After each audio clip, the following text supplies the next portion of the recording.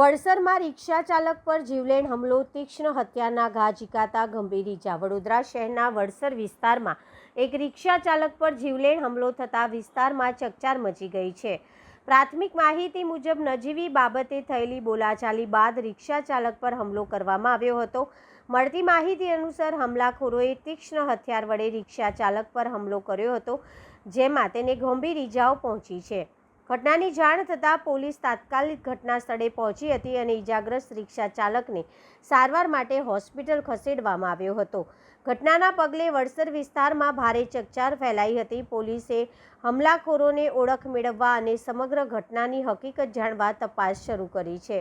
હુમલો કયા કારણસર થયો અને તેમાં કોણ સંડોવાયેલું છે તે અંગે પોલીસ દ્વારા વધુ તપાસ હાથ ધરવામાં આવી રહી છે।